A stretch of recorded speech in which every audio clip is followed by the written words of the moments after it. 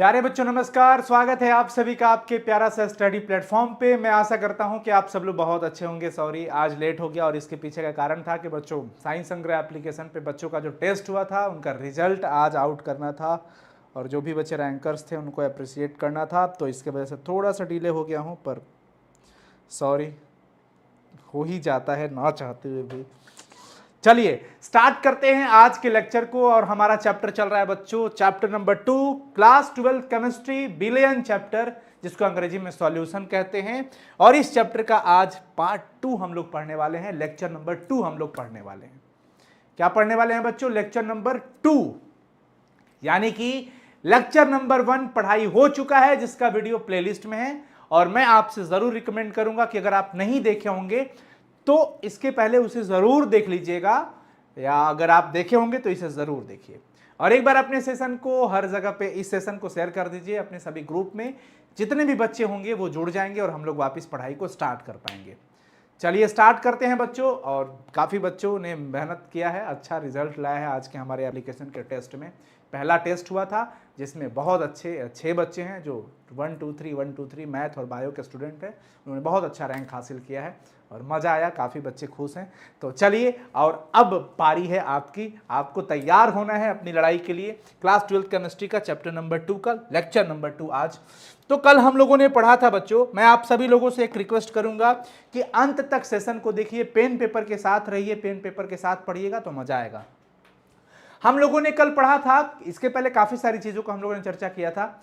आज का जो हमारा टॉपिक होने जा रहा है वो हेनरी के नियम से रिलेटेड है। हेनरी का नियम क्या है उस पर हम लोग बात करेंगे और आप लोग अंत तक सेशन को देखिएगा। देखिए, जब हम कल पढ़ रहे थे कि जब हम किसी द्रव के अंदर, किसी लिक्विड के अंदर हम अगर कोई सॉलिड घुलाते हैं, कोई ठोस पदार्थ को घुला रहे हैं, जैसे पानी के अंदर हम चीनी डाल रहे हैं, तो एक सिचुएशन नंबर 1 ये है कि पानी के अंदर हम चीनी डाल रहे हैं और हम चाहते हैं कि चीनी ज्यादा से ज्यादा घुले। तो चीनी चूंकि ठोस पदार्थ है, सॉलिड सबस्टांस है, हम चाहते हैं कि चीनी ज्यादा से ज्यादा उसके अंदर घुले। इसके लिए हमें क्या करना होगा? तापमान को बढ़ाना पड़ेगा। हम गर्म करेंगे तो ज्यादा से ज्यादा चीनी घुल पाएगा। आप देखते हैं मिठाई दुकान पे सीरा बनाया जाता है, चीनी डाल करके, चीनी ऐसे पानी में थोड़ा डाल करके उसको खूब गर्म किया जाता है, चीनी पिघल जाता है, चीनी पिघल जाता है, घुल जाता है, गल जाता है। आप ये कह सकते हैं कि वो पूरी तरीके से, हम चाहते हैं ज्यादा से ज्यादा चीनी उसके अंदर घुले, तो उसमें हम क्या करते हैं? टेम्परेचर को बढ़ाते हैं। यानी तापमान बढ़ाने से घुलने की क्षमता बढ़ती जाती है, विलेयता बढ़ती चली जाती है। तो टेम्परेचर बढ़ाने से, तापमान बढ़ाने से सॉल्युबिलिटी बढ़ जाता है। किसके लिए बच्चों? जब ठोस कोई लिक्विड के अंदर डिसॉल्व होगा तब, जब कोई ठोस किसी द्रव के अंदर घुल जाएगा तब। ठीक है जी, आगे आ जाइए। और इस पे दाब का प्रभाव नहीं पड़ता है, प्रेशर का कोई इफेक्ट नहीं पड़ता है, क्योंकि मैं आपको कल बताया था कि बच्चों ठोस पदार्थ पे दाब का असर पड़ता ही नहीं है। अब ये ठोस है, मैं इसको चाहता हूं दबा दूं तो क्या ये दब जाएगा, पचक जाएगा? नहीं ना। यानी कि ये इनकंप्रेसिबल है, कंप्रेसिबल सबस्टांसेस नहीं है ये। इसको हम संपीड्य पदार्थ में नहीं काउंट करेंगे, ये असंपीड्य है। संपीड्य पदार्थ उसको कहा जाता है जिस पर दाब आरोपित करने से उसके आकार में परिवर्तन हो जाए। मतलब आप एक तरीके से इसको इलास्टिसिटी वाला कॉन्सेप्ट पे थोड़ा बहुत समझ सकते हो। और जैसे ही हम हटाते हैं तो फिर वो वापस पुरानी अवस्था में आ जाता है। तो इलास्टिसिटी तो यही होता है, प्रत्यास्थता जिसे कहते हैं। तो ये चीजें इसमें नहीं पाई जाती है, लेकिन शर्त यह है कि द्रव में ठोस के लिए है। अब सोचिए, जब आप किसी द्रव के अंदर कोई गैस घुलाना चाहते हो, लिक्विड के अंदर चाहते हो कि कोई हमारा गैस आके डिसॉल्व हो जाए, मतलब यह है कि आप ये चाह रहे हो कि पानी के अंदर हम कार्बन डाइऑक्साइड गैस को घुला दें, हम ऑक्सीजन गैस घुलाना चाहते हैं, और आप ये चाहते हैं कि ज्यादा से ज्यादा ऑक्सीजन गैस घुले। तो इसके लिए क्या करना पड़ेगा? तो हम सोचते हैं कि हमें या तापमान बढ़ाना चाहिए या घटाना चाहिए। तो हम दोनों परिस्थितियों पे विचार करते हैं, हमें दोनों पे थिंक करना पड़ेगा, सोचना पड़ेगा, ऑब्जर्व करना पड़ेगा, ये करना पड़ेगा कि क्या होगा जब हम टेम्परेचर बढ़ा देंगे और क्या होगा जब हम टेम्परेचर घटा देंगे। तो चलिए हम बात करते हैं कि जब हम चाहते हैं कि पानी के अंदर ऑक्सीजन ज्यादा से ज्यादा घुले। प्यारे बच्चों बहुत ध्यान से सुनना, ये सब समझने की चीज है, कॉन्सेप्ट की चीज है। हम ये चाहते हैं कि पानी के अंदर ऑक्सीजन ज्यादा से ज्यादा घुले। तो हम सोच रहे हैं कि चलो टेम्परेचर बढ़ा के देखते हैं क्या होगा। जब आप टेम्परेचर बढ़ाओगे तो ये गैस के अणु बड़े हल्के होते हैं और जैसे इनको टेम्परेचर मिलता है ये गर्म हो जाते हैं, ये एनर्जी को अवशोषित कर लेते हैं और गतिज ऊर्जा इनकी बढ़ जाती है, जिसके कारण से ये उड़ जाते हैं। तो ये घुलना कम पसंद करेंगे, उड़ना ज्यादा पसंद करेंगे। तो टेम्परेचर बढ़ाना हमारे लिए घातक हो जाएगा, क्योंकि हम चाहते थे कि वो ज्यादा से ज्यादा घुले। तो ज्यादा से ज्यादा घुलाने के लिए हमें टेम्परेचर को रिड्यूस करना पड़ेगा, हमें टेम्परेचर को घटाना पड़ेगा। तो ऐसी परिस्थिति में तापमान अगर आप बढ़ाते हो तो विलेयता क्या हो जाएगी? मैं चाहूंगा आप सब लोग जवाब दीजिए इसका। घटेगी कि बढ़ेगी? जब द्रव में कोई गैस घुल रहा हो तब आप सभी लोग बताएंगे। सर यूट्यूब पे पूरा केमिस्ट्री पढ़ाइएगा ना, प्लीज बता दीजिए। शुभम कुमार कह रहे हैं, शुभम खान, क्या नाम है? सलमान खान। अरे अरे अरे, बिल्कुल पढ़ा तो रहे हैं बच्चों। आपका चैप्टर 2 स्टार्ट हो गया, चैप्टर 3 होगा, सब कुछ होगा। बता दीजिए आप सभी लोग एक बार आप सभी बच्चे बता देंगे फटाफट से। हाँ जी, बहुत सुंदर। तापमान को बढ़ाने पे विलेयता को ये घट जाएगा, घट जाता है, घट जाएगा, घट जाएगा। आपको तापमान को कम करना पड़ेगा। अभी आपने पढ़ा ना कि तापमान को घटाना पड़ेगा। जब हम घटाएंगे तब जाकर के विलेयता क्या होती है? बढ़ जाती है, विलेयता बढ़ जाता है। ठीक है। और प्रेशर भी बढ़ाओगे ना तो दाब जैसे डालोगे, ज्यादा से ज्यादा मॉलिक्यूल्स ऑक्सीजन के अणु जो होंगे वो ज्यादा से ज्यादा डिसॉल्व होंगे। तो सीधी सीधी बात है कि दाब बढ़ाने पर विलेयता भी बढ़ती है, घुलने की क्षमता भी बढ़ती है। अब घुलना एक तरीके से हम चाहें तो हम अगर इसको मोल प्रभाज कंसीडर कर लेते हैं, मान लेते हैं कि ये मोल प्रभाज है। कल हम आपने मोल प्रभाज आपको मैंने बताया था कि अगर ये कलम 10 रुपए का है और अनुसार इस कलम को खरीदने के लिए 3 रुपए खर्च करते हैं और मान लीजिए कि उसमें से रूपम नाम कोई नहीं, लड़की का नाम नहीं लेंगे, कोई लड़का, मान लीजिए क्या नाम, कोई तो दिख गया, संतोष कुमार जी हैं। चलिए, अनुसार इसको खरीदने के लिए 3 रुपए लगाते हैं और संतोष कुमार जी 7 रुपए लगाते हैं। तो हमारा हिस्सा कितना हो गया? 3/10। 10 रुपए में हमने 3 रुपए दिया और संतोष भैया का हिस्सा कितना हो जाएगा? 7/10। उन्होंने 10 रुपए में 7 रुपए लगाए। तो 10 रुपए में 3 रुपया हमारा हिस्सा हो गया और 10 रुपए में 7 रुपए उनका हिस्सा हो गया। और उसी प्रकार से अगर मोल की बात करें कि पूरा बिलियन, अनुसर और संतोष भैया दोनों मिल करके बिलियन बन गए, मैं विलय और वो विलायक, तो हमारा मोल कितना होगा? 10 मोल में 3 मोल, 3 मोल यानी 3/10 और उनका हो जाएगा 7/10। मोल प्रभाज इसी को कहा जाता है, मोल फ्रैक्शन इसी को कहा जाता है। ठीक है। तो अगर हम इसे मोल प्रभाज भी मान लेते हैं तो सीधी सीधी बात क्या आ गई कि दाब बढ़ाने पर ज्यादा से ज्यादा घुल रहा है, घुलने की क्षमता बढ़ रही है, यानी ज्यादा से ज्यादा घुलना, कितना में क्या घुला हुआ है, हम उसे अगर मोल प्रभाज मानते हैं तो दाब मोल प्रभाज के सीधा समानुपाती होगा। और हमारे पास अब आ चुका है नियम किनका? हेनरी का नियम। यहां पे देख लेंगे आप सभी लोग, हेनरी का नियम हम लोग अभी पढ़ने जा रहे हैं। किनका नियम पढ़ने जा रहे हैं बच्चों? हेनरी का नियम। समझ में आ रहा है आप सभी लोगों को? कोई दिक्कत परेशानी किसी भी तरीके से? चलिए, हेनरी के नियम आप देख लेंगे सभी लोग। हेनरी का नियम कहता है कि स्थिर ताप पर किसी गैस की द्रव में विलेयता, यानी कि हेनरी का नियम कब एप्लीकेबल होने वाला है? किसी द्रव के अंदर गैस की विलेयता होनी चाहिए। यानी कि बच्चों हमें इस पे ध्यान देना पड़ेगा। द्रव में गैस, द्रव में ठोस पे नहीं, द्रव में गैस की बात हम करेंगे, द्रव में गैस की बात करेंगे। हेनरी का नियम द्रव में गैस के लिए एप्लीकेबल होता है। तो जब किसी द्रव के अंदर कोई गैस घुला हुआ है, ये लिक्विड सबस्टांस हो गया और इसके अंदर ये गैस घुला हुआ है। क्या घुला हुआ है? ये गैस के अणु हो गए, गैस। ठीक है। तो द्रव में गैस घुला हुआ है, तब क्या होगा? दाब बढ़ाओगे ना तो विलेयता भी बढ़ेगी। जो विलेयता है वो गैस के दाब के समानुपाती होती है। और वही बात हमने पढ़ा कि दाब सीधे विलेयता के समानुपाती हो रही है। दाब बढ़ाने पे विलेयता बढ़ती है, दाब बढ़ाने पे विलेयता बढ़ती है। और अगर हम इस दाब को, अगर हम विलेयता को, अगर हम इस विलेयता की माप अगर हम मोल अंश से कर लेते हैं, मोल प्रभाज मान लेते हैं, तो क्या होने वाला है?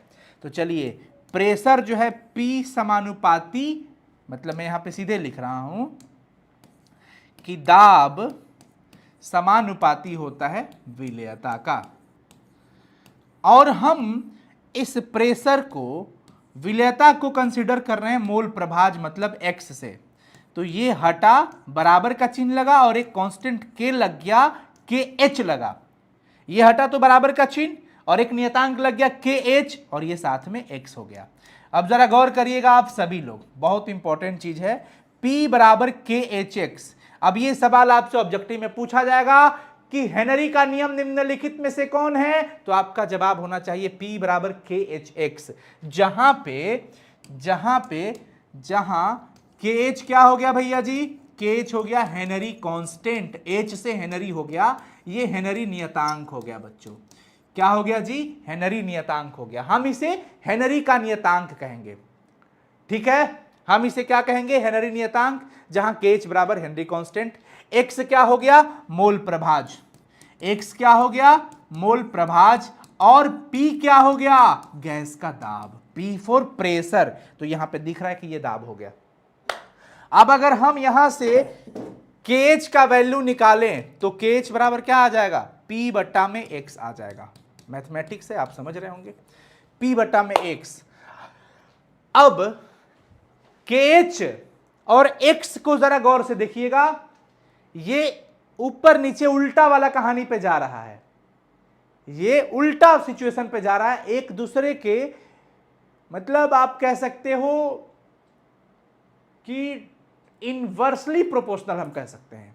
और वही है कि ये वैल्यू बढ़ाओगे तो ये घटेगा, यानी KH का वैल्यू अगर आप बढ़ाना चाहते हो तो इसका मतलब X का वैल्यू घटने वाला है, और अगर आप KH के वैल्यू को घटाना चाहते हो तो इसका मतलब कि X का वैल्यू आपको बढ़ाना पड़ेगा, क्योंकि व्युत्क्रमानुपाती में तो वही होता है, व्युत्क्रम अनुपाती। व्युत्क्रम का मतलब क्या हो गया?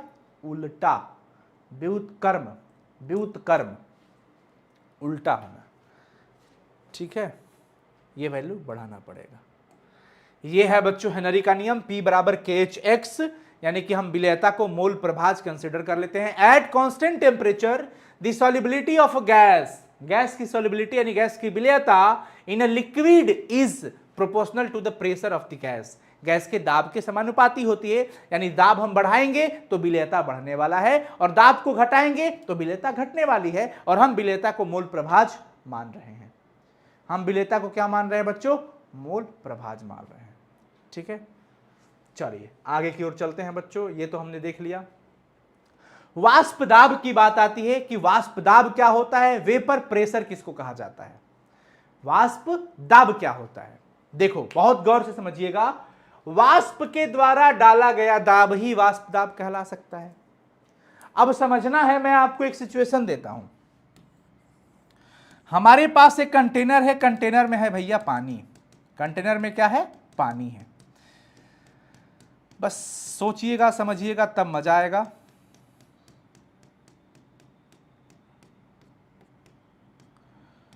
देखिए, और हम इसे कर रहे हैं गर्म। हम इसे क्या कर रहे हैं बच्चों? गर्म कर रहे हैं। हम कल्पना करते हैं जब घर में खाना बनता है, सब्जी बनता है, कुछ भी पकवान बनता है, तो हम एक बर्तन से, पात्र से इसे पूरी तरीके से ढक देते हैं। हम क्या करते हैं? इसे ढक देते हैं। इसे हम क्या कर देते हैं? ढक देते हैं। यह ढक आ गया है, ढक्कन जिसे कहते हैं। स्टार्टिंग में हम देखते हैं कि जैसे हम इसे गर्म करते हैं तो गर्म करने पे ये वाष्प बनता है। ये जो द्रव है, ये लिक्विड है, ये कुछ टाइम बाद ये वाष्प बनना स्टार्ट हो गया। क्या बनना स्टार्ट हो गया? वाष्प बनना स्टार्ट हो गया। ये वाष्प बनना स्टार्ट हो गया, ये द्रव से वाष्प में कन्वर्ट हो गया बच्चों। लेकिन जैसे ढक्कन हटा के कुछ देर बाद हम देखते हैं तो देखते हैं कि ढक्कन के नीचे कुछ ड्रॉपलेट्स पानी की बूंदें सटी हुई रहती है, यानी कि वो जो गैस जाके चिपका था इस तल पे, ये गैस वापिस ठंडा होकर के लिक्विड पानी की बूंद बन के टपकने लगता है कुछ देर बाद। अभी प्रक्रिया क्या हो रहा था, द्रव से वाष्प बदलना, और फिर कुछ देर बाद क्या हो जाएगा, वाष्प से द्रव हो जाएगा, वाष्प से द्रव हो जाएगा। समझ में आया? क्लियर है? यहां तक बता देंगे सभी बच्चे, ये बात समझ में आ गया? द्रव से वाष्प का बनना और वाष्प से द्रव का बनना, ये दो प्रक्रिया है आपके सामने।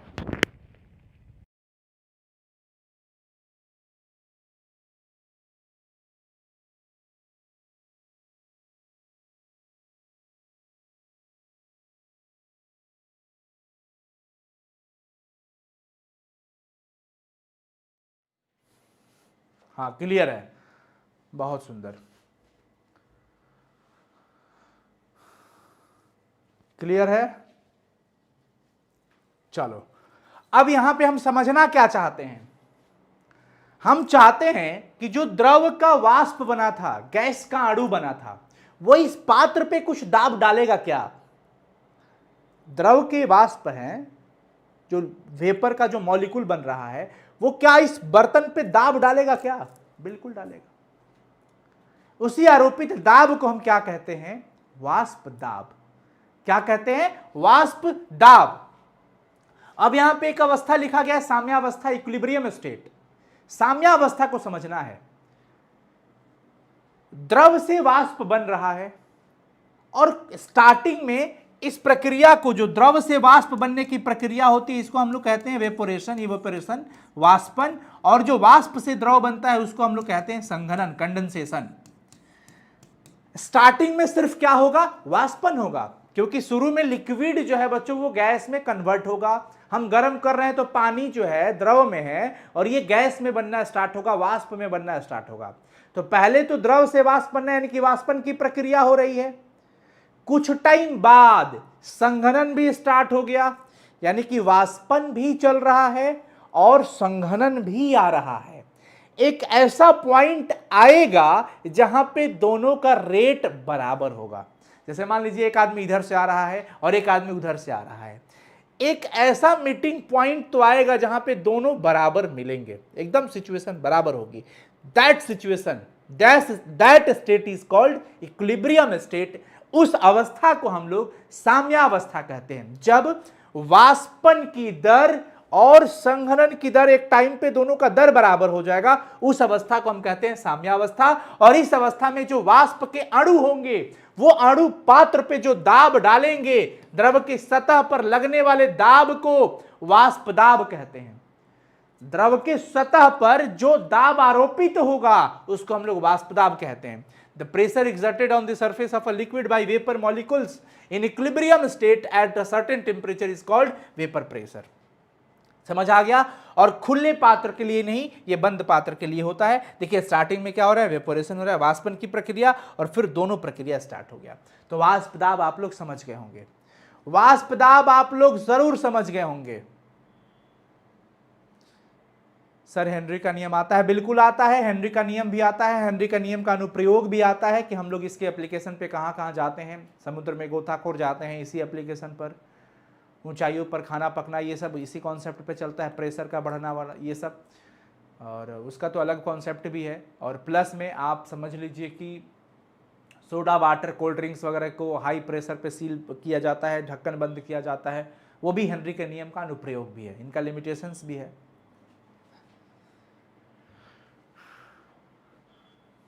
समझ में आ गया आप सभी लोगों को? तो वेपर प्रेशर आप समझ गए होंगे। अब देखिए कहता है वाष्प दाब का अवनमन, लोअरिंग ऑफ वेपर प्रेशर क्या कहलाता है? लोअरिंग ऑफ वेपर प्रेशर क्या कहलाता है? वाष्प दाब का अवनमन। आप क्लास 10th की मैथमेटिक्स उठा के देखिएगा, हाइट एंड डिस्टेंस एक चैप्टर था, चैप्टर नंबर 9, जिसमें हम लोग उन्नयन कोण, अवनमन कोण ये पढ़ते थे। आप भी पढ़े होंगे, पढ़े हैं ना? यस नो बताइएगा। उन्नयन कोण और अवनमन कोण आप भी पढ़े होंगे, पढ़े थे ना? जी, उन्नयन का अर्थ होता है वृद्धि, एलिवेशन। जब कोई नीचे से मीनार की चोटी की ऊंचाई पे देखता है ना, तो ये उन्नयन कोण कहलाया। लेकिन जब ऊपर से नीचे आएगा तो कमी हो गया, नीचे से ऊपर मतलब वृद्धि हो गया, एलिवेशन हो गया। समझ रहे हो ना, नीचे से ऊपर मतलब एलिवेशन हो गया, उन्नयन हो गया, वृद्धि हो गया, उन्नति। उन्नयन शब्द से अगर सोचिएगा तो उन्नति भी है, उन्नति मतलब विकास, बढ़ना, वृद्धि होना। लेकिन जब ऊपर से नीचे की बात आती है, कोई वैल्यू यहां पे है और ये घट के यहां आ गया, मतलब क्या हो गया भैया, कमी हो गया। इसको कहते हैं अवनमन, डिप्रेशन, तो लोअरिंग भी कह सकते हो। तो वाष्प दाब की कमी की हम बात करेंगे और इसके कॉन्सेप्ट को हम लोग समझेंगे। आइए हम आपके सामने एक कंटेनर बनाते हैं। चलिए, ये हमारा एक कंटेनर होगा, लेकिन ये कंटेनर कैसा होगा, ये कंटेनर नहीं कहलाएगा, क्योंकि चलिए ये देखिएगा बच्चों, ये, और हम इसी को ले लेते हैं फिर से दूसरा। ला ला ला ला ला ला ला ला ला।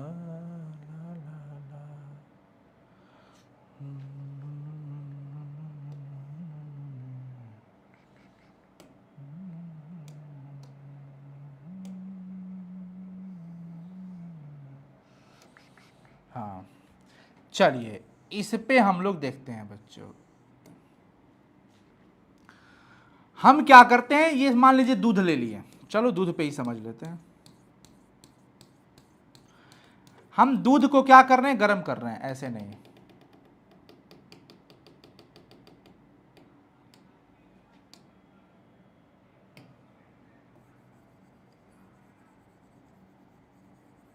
ये दूध है, क्या है बच्चों, दूध हो गया। हम दूध को कर रहे हैं गर्म, थोड़ा समझना पड़ेगा आपको। मम्मी दूध गर्म कर रही है, खौला रही है, दूध खौल रहा है, दूध खूब वाष्प निकल रहा है, वाष्प के अणु खूब निकल रहे हैं, ठीक है। चलिए आप देख रहे हैं ना कि यहां पे हमने कुछ टेम्परेचर मेजर कर लिया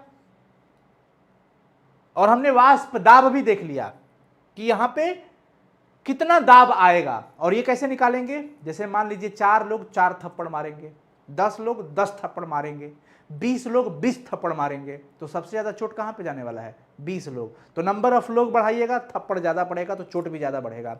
वैसे ही यहां पे जब अणु की संख्या बढ़ेगी, देखिए अभी जैसे मान लीजिए 1 2 3 4 5 अणु हैं, तो पांचों मिलके दाब लगाएगा। अब मान लीजिए और बढ़ गया, 7 हो गया तो 7 को दाब लगाएगा, ये और बढ़ गया तो और दाब बढ़ेगा। यानी जैसे जैसे वाष्प के अणु की संख्या बढ़ेगी, दाब भी बढ़ेगा। बताओ यस और नो, बताओ यस और नो। जैसे जैसे वाष्प के अणु की संख्या बढ़ेगा, वैसे वैसे वाष्प का दाब भी बढ़ेगा। यस और नो बताएंगे सभी लोग, बढ़ेगा कि नहीं बढ़ेगा, बताइए सभी बच्चे फटाफट से, फटाफट से बताएंगे सभी लोग।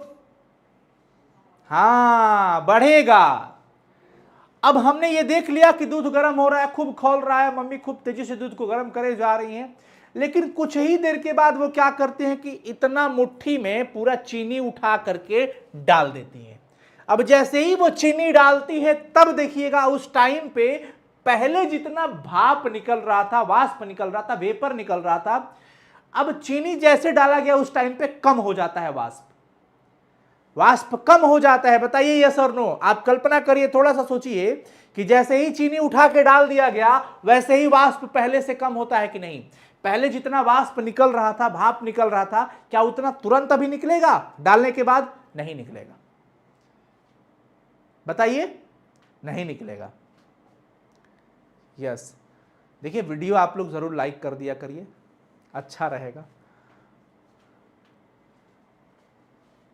हाँ नहीं निकलेगा, वो कम हो जाता है। तो पहले वाष्प दाब कुछ और था, लेकिन अब जब अणु की संख्या ही कम हो गई तो वाष्प दाब भी कम हो गया। तो पहले वाष्प दाब मान लीजिए कि हमने ले लिया 10 atm, लेकिन अब चीनी डालने के बाद ये घट करके कितना हो गया, मान लीजिए 7 atm। तो 10 से वैल्यू 7 पे आ गया। वैल्यू 10 से 7 पे आ गया तो ये कम हो गया ना, कम हो गया ना, बताइए।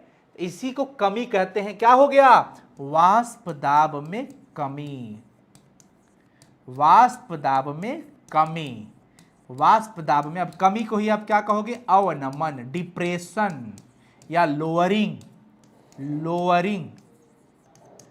क्लियर हुआ? क्लियर हुआ बच्चों? समझ में आ गया? अब ये सवाल बड़ा इंपॉर्टेंट होता है और ऑब्जेक्टिव सब्जेक्टिव सब में पूछता है। कैसे पूछेगा समझिए। जब हम चीनी नहीं मिलाए थे, जैसे ये पानी था, मान लीजिए पानी ही था, तो ये विलायक था। चीनी मिलाने से पहले यह विलायक था, तो विलायक का वाष्प दाब ये हो गया।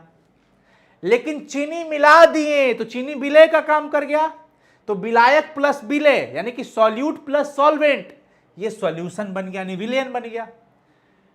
तो अब बताओ किसका दाब ज्यादा होता है? ये हो गया किसका? विलायक। और ये किसका हो गया? विलयन। भैया हमें तो दिख रहा है कि वाष्प दाब विलायक का ज्यादा होता है, यानी वेपर प्रेशर ऑफ सॉल्वेंट ज्यादा होता है। किसके कंपैरिजन में? सॉल्यूशन यानी विलयन के वाष्प दाब के कंपैरिजन में। क्या आप हमारी बात से एग्री करोगे? यस और नो? क्या आप हमारी बात से एग्री करोगे? यस और नो जल्दी से बता दीजिए।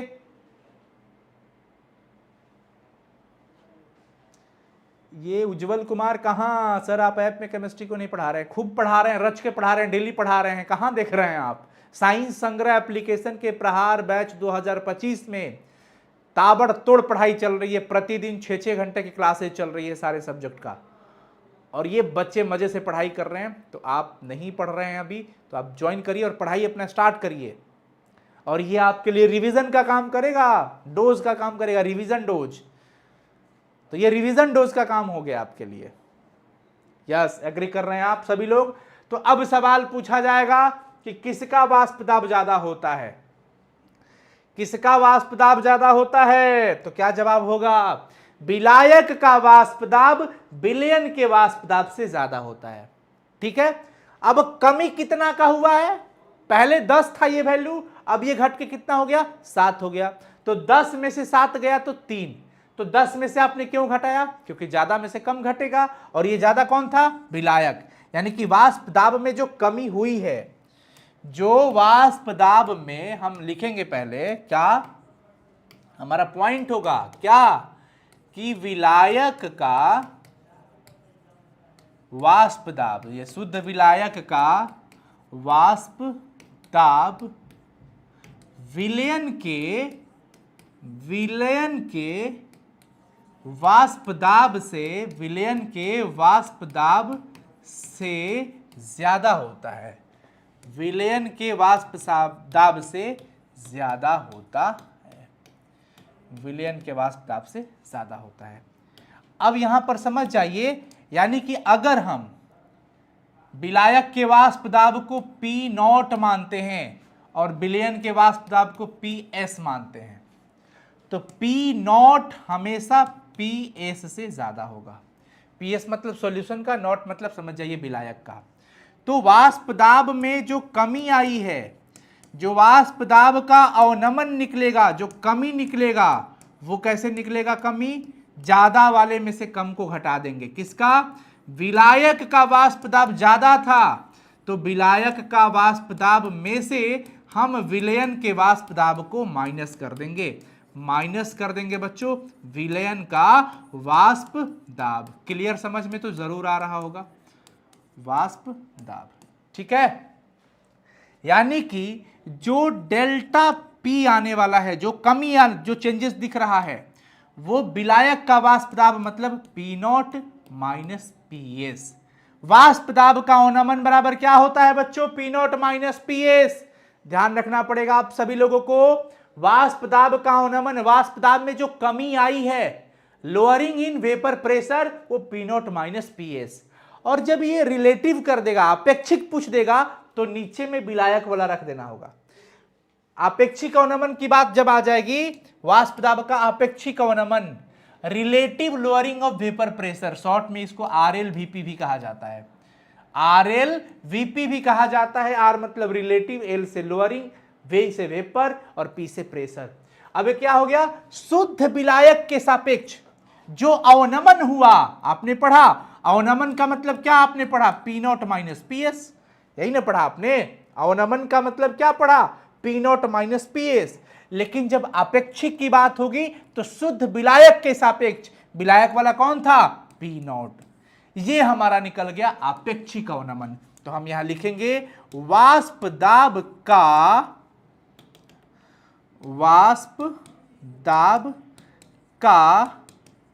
आपेक्षिक अवनमन बराबर P naught minus P S by P note.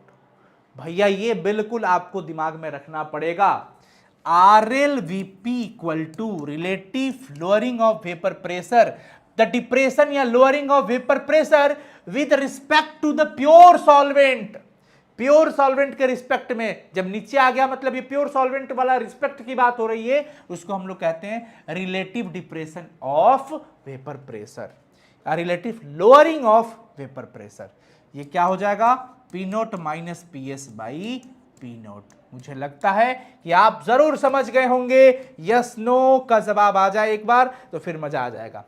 जब केवल अवनमन की बात करेगा, कमी की बात करेगा, तो भैया पहले 10 था अब 7 हो गया। कितना कमी हुआ, 10 minus 7, P naught minus P S. जो वैल्यू ज्यादा था, किसका ज्यादा होता है, सॉल्वेंट का प्रेशर ज्यादा होता है, यानी विलायक का ज्यादा होता है। किसका ज्यादा होता है, विलायक का। हम यहां पे लिख सकते हैं ये बात, क्या लिख सकते हैं, क्या लिख सकते हैं कि the vapour pressure of solvent greater हो गया किससे, the vapour pressure of solution.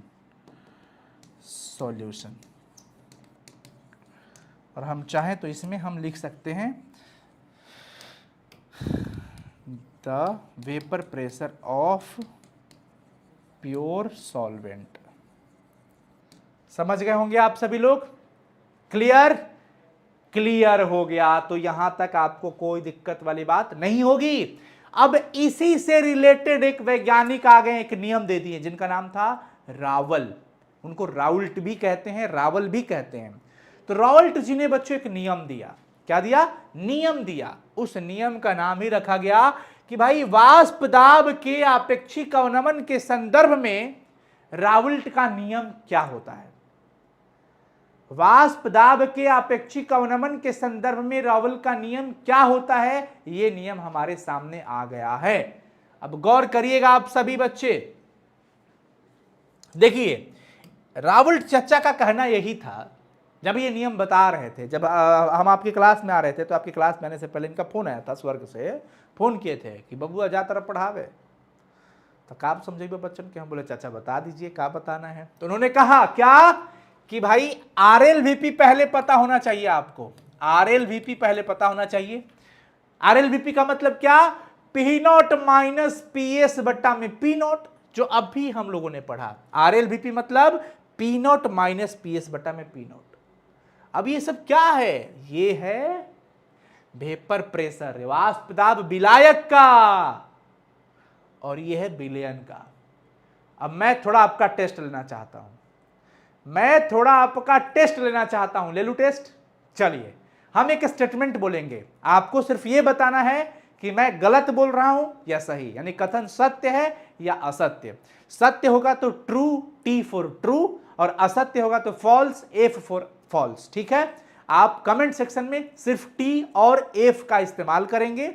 जिनको हमारा कथन सत्य लगेगा वो टी लिखेंगे, जिनको हमारा कथन गलत लगेगा वो एफ लिखेंगे। और ये आपकी टेस्टिंग के लिए है, ठीक है। मैं कह रहा हूं, बहुत ध्यान से सुनिएगा, पहले हिंदी में बोलूंगा फिर इंग्लिश में बोलूंगा। विलयन का वाष्प दाब शुद्ध विलायक के वाष्प दाब से ज्यादा होता है। विलयन का वाष्प दाब शुद्ध विलायक के वाष्प दाब से ज्यादा होता है। क्या यह कथन सत्य है, यस नो? टी और एफ बता दीजिए, ये स्टेटमेंट टी है या एफ है? मैंने क्या कहा, विलयन का वाष्प दाब शुद्ध विलायक के वाष्प दाब से ज्यादा होता है। यानी कि the vapour pressure of solution is greater than the vapour pressure of pure solvent. The vapour pressure of solution is greater than the vapour pressure of pure solvent. Is it true? Yes और no, T and F. हाँ, कुछ बच्चे F लगा रहे हैं, कुछ बच्चे T लगा रहे हैं, और अक्सर बच्चे एफ लगा दिए। Very nice.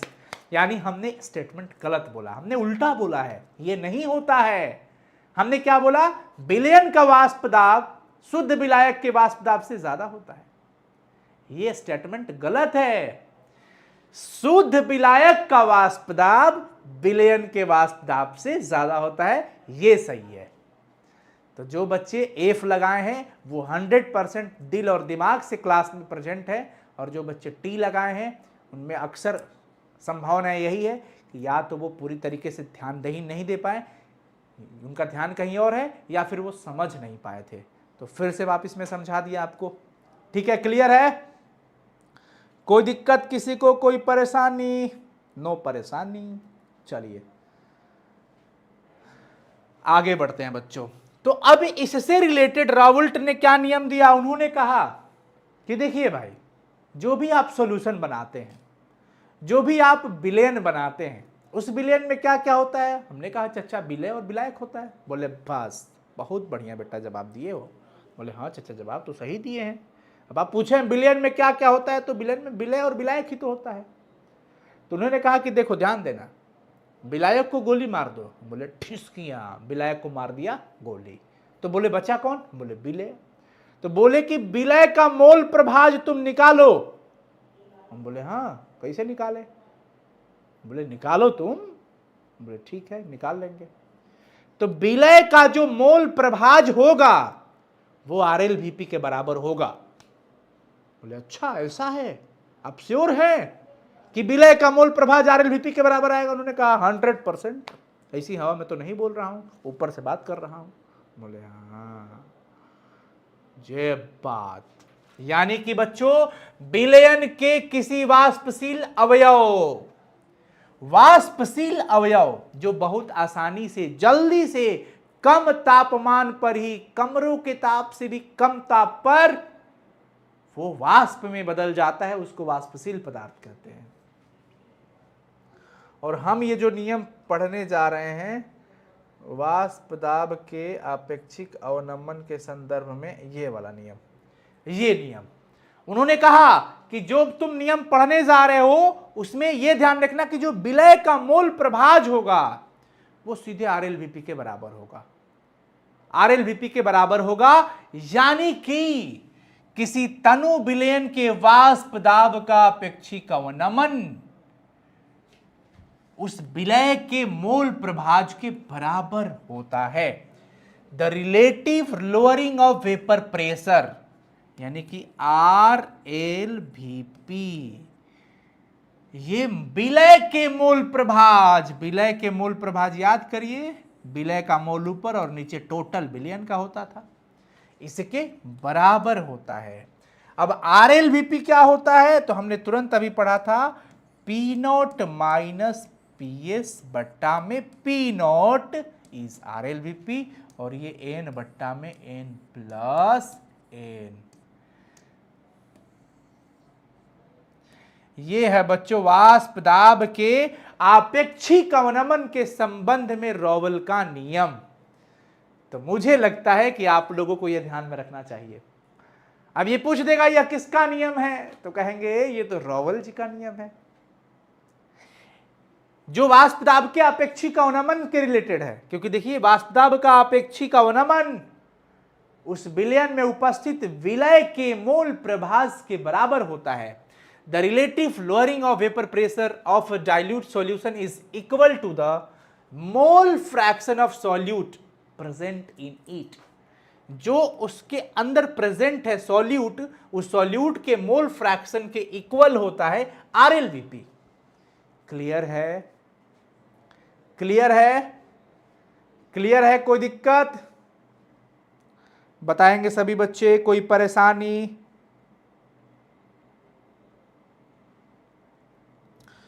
तुम्हारे सिवा कुछ ना चाहत करेंगे। जल्दी बता दो बच्चों फटाफट से।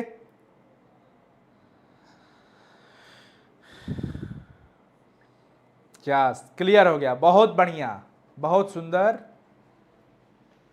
देखिए प्रकाश कुमार जी कह रहे हैं बोलो मेरी जान, हाय मेरी जान। है पढ़ाई भी कर लीजिए प्रकाश भैया, हैं अपने जीवन पे थोड़ा प्रकाश डालिए। कहाँ किस मैदान में जंप मार गए हैं आप? पढ़ाई की दुनिया में हैं आप, यहां पे फोकस करिए। ठीक है प्रकाश भैया, अपनी जिंदगी पे प्रकाश डालिए, अपनी पढ़ाई पे प्रकाश डालिएगा तो बड़ा बेहतर काम आएगा आपके जीवन में। बुरा तो नहीं लगना चाहिए, पर लगा होगा। हम ये भी नहीं कह सकते बुरा न मानो होली है, हम तो ये कहेंगे कि बुरा लगा होगा तो माफ़ करिएगा। लेकिन हम आपके हित की बात किए हैं, आपके ही लाभ के लिए मैंने बोला है। ठीक है, चलिए आगे चलते हैं जी। अब एक चीज यहां पे देख लीजिए, वाष्पशील अवयव जब होगा तो विलयन का जो दाब होगा, ये भी रॉवल का नियम है, जो दाब होता है वो किसके उसके समानुपाती होता है? मोल प्रभाज के, P समानुपाती X। लेकिन ध्यान रखिएगा वाष्पशील अवयव के लिए है, और ये इसका हटता है और यहां पे P नोट लग गया और ये X, P बराबर P नोट X, ये हो गया रॉवल का नियम। और P बराबर KHX वो हो गया हेनरी का नियम। P बराबर KHX हेनरी का नियम, P बराबर P नोट X रॉवल का नियम। ठीक है, चलिए ये तो वेपर प्रेशर वाली कहानी आ जाएगी। अब रॉवल के नियम के आधार पर लिक्विड सॉल्यूशन को अलग अलग भागों में बांटा जाता है, और हम चाहेंगे कि हम लोग इसको अगले क्लास में पढ़ेंगे, और अगले क्लास में हमारा ये चैप्टर काफी हद तक आगे जाएगा। तो प्यारे बच्चों, आज के सेशन की समाप्ति हम यहीं पे करते हैं, और आज का हमारा जो पार्ट 2 लेक्चर था ये खत्म हुआ है, और जल्द मिलेंगे अगले सेशन में। तब तक के लिए बहुत शुक्रिया, हंसते रहिए, मुस्कुराते रहिए। और आज हमारे साइंस संग्रह ऐप पे हजारों बच्चों ने जो टेस्ट दिया था उन सभी बच्चों ने बहुत बेहतर किया है। उनमें से 6 बच्चे विशेष रहे हैं जिन्होंने रैंक हासिल किया है। तो आप भी अगर टेस्ट ज्वाइन करना चाहते हैं तो साइंस संग्रह एप्लीकेशन पे लाइव टेस्ट चल रहा है। एक स्पेसिफिक डे में चैप्टर जैसे खत्म होता है हमारे प्रहार बैच में, वैसे ही उसका टेस्ट लाइव हम लोग अरेंज करते हैं। तो आप अगर अभी तक नहीं जुड़ पाए हैं तो ज़रूर जुड़िए। हमारा नंबर है 91551810, 9155181020 ये नंबर है। और ऐप इंस्टॉल कर लीजिए आप लोग, वहीं पे इसका PDF भी अवेलेबल हो जाएगा बहुत जल्द, क्योंकि सारी PDF मर्ज की जा रही है। वो जल्द वहाँ पे यूट्यूब वीडियो के यूट्यूब PDF नोट्स से एक बटन बना होगा, टैब बना होगा, उसमें आप जैसे ही जाएंगे तो वहाँ पे आपको मिल जाएगा। ऑल द बेस्ट बच्चों, फिर मिलते हैं अगले सेशन में। तब तक के लिए बहुत शुक्रिया। हंसते रहिए, मुस्कुराते रहिए, और अपना प्यार स्नेह बनाए रखिए। चैनल को थोड़ा ज़्यादा शेयर करिए, क्योंकि आपको पता है कि हम यूं से फिर ऐसे हुए, फिर ऐसे गए, फिर ऐसे हुए, फिर सफ़र स्टार्ट किए हैं। तो चलिए, आपका साथ बना है तो all the very best. Love you, bye, take care. मेहनत करते रहिए, पढ़ते रहिए, खूब मन लगा के पढ़िए, समय को यूटिलाइज करिए। बरसाती मेढक नहीं बनना है, यानी कि जब परीक्षा आएगा तब पढ़ने के लिए नहीं जगना है, अभी से ही जगना पड़ेगा, बराबर मेहनत करना पड़ेगा। ठीक है, बाय बाय बच्चों, फिर मिलते हैं अगले सेशन में। टेक केयर, ध्यान रखिएगा अपना। शुभ रात्रि, लव यू।